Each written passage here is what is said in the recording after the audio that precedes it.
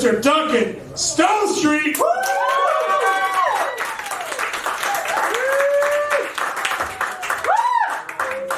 How y'all doing tonight? Appreciate y'all coming and rocking with us, man. I'll tell y'all what, that guy has no idea what he's talking about. Jesus lives in Gulfport, okay, right off Airport Road. He stands out there with a bottle of Windex and newspapers ready to work, okay? I swear. But yeah, man, a little bit about myself. I do have a girlfriend, which seems surprising, I know. But she started working at a school recently, so she's been trying to like cut down on the cursing and stuff. And so the other day she told me I was full of baloney, which is like so strange. And I was like, yeah, well, you never cook. What you expect? Like, it's hard to be full of anything else, you know? And those guys like, yeah, I can tell you're a baloney eating motherfucker. But no, it's true though, man. You guys like bars? We're in the bars right now. Bars are awesome. This bar is great. Man, I love going to a bar, and you go there to have a good time, you know? And nothing is worse than seeing somebody not having a good time at a bar, right? That shit really kills your vibe. And so the other day I was at this bar during the middle of the game, you know, I was going to get some chicken wings, and I saw this guy. He was so sad. He was smitten with sadness. And I don't even know what smitten means, but it fits right there in that part of the joke. But he was quite smitten, and I sat there and ate my wings for a while, and I watched him, because I'm a people watcher, and that's what I do. And I knew he was really sad, because for 2 straight hours, he did not take a single sip of his beer. That's how you know it's a bad problem, when you're like, yeah, alcohol is not going to help. Right?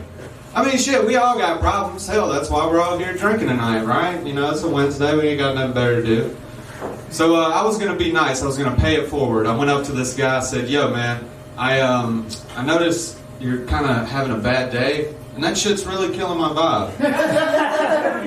I didn't say that part, but I wanted to. But instead, I was like, man, can I buy you a drink? You know, what happened? Why are you so sad? Like, I got to know. What is up with this? You have visible miserableness on your face, and I need to know. And you ever ask somebody a question, and they take that as like, hey, man, I'm going to tell you everything. Which is the last thing you want to happen in that situation, right?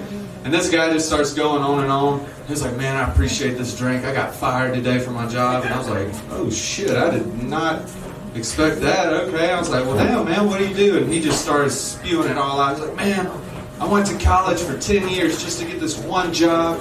I dedicated another 10 years of my life, wasn't late a single day. I was saving patients day in, day out, dozens at a time. And I'm thinking in my head, I'm like, oh shit, this guy's a doctor. I was like, that's crazy. I'm like, how do you get fired from an important job like that? And he was like, well, they think just because somebody has sex with their patients that they can fire them. It's like, holy shit, it's true. If you guys are anything like me, I'm a huge Grey's Anatomy fan. And if you watch Grey's Anatomy, we all know, doctors and nurses, sex freaks. And me, I needed to know a little bit more about this man and the fella and the hospital he worked at, because, you know, in case I had a medical emergency, the last person I'd want to run into is a sex freak. Help, I've been shot. Okay, let me suck your dick. Okay, but I still been shot. Like, okay, we can do that. And so I asked him, I was like, man, what hospital do you work at? And he goes, hospital? I'm not a doctor, I'm a veterinarian. Oh, man. I know.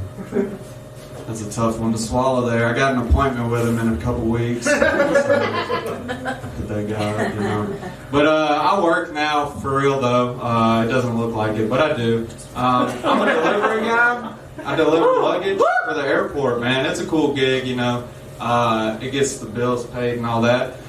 Man, I saw titties at work the other day. And I work at a job where you're not supposed to see titties. So it's a pretty good day when you do see titties, I'm not going to lie. But I'll be more specific. I saw titties from behind. I'll explain. So I go to deliver this bag, right? And every majority of households in America, they have the glass pane right next to the door where you can see all the stuff that they're lucky I'm not a criminal, because they're like, man, that shit looks good to take right now. But no. So I pull up with this bag and I set it, and there's this dog just barking like hell, and I have to knock on the door, let them know their bag's there. Well, I start knocking on the door, and I guess nobody heard me, so I went to make a phone call, and the lady, she comes running out the door, right? And she doesn't see me there, and she's sitting there petting the dog, trying to get it to calm down. And I walk up to the door and I knock again, and she sees me and she's bent over, and she goes to run away. And that's how I saw her titty, because it flew under her armpits. And she just had these Naruto anime titties just running around.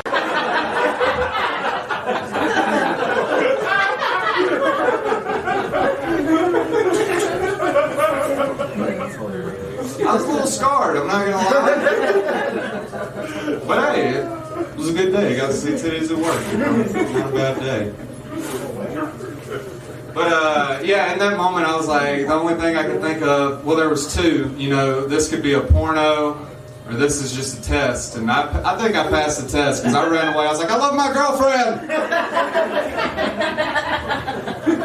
But no, I do have a girlfriend. I love her so much, man.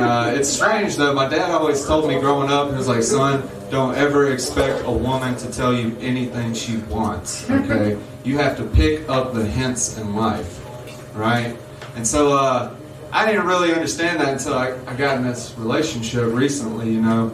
And I came home from work one day and I heard my girl moaning in the bedroom without me.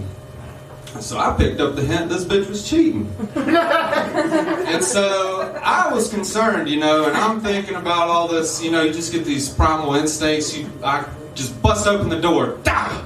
And all these emotions just ran over me, you know, because I see her just sitting there in bed, and she's masturbating to a serial killer documentary. Terrifying, and also very high. But like I said, there were so many emotions that came over me. I was like, the first one was like, surprise, ah! And then the second one was interest. And so I picked up the hint, guys. I made sweet hot love to my lady, and then I fucking murdered her because she seemed like she'd be into that.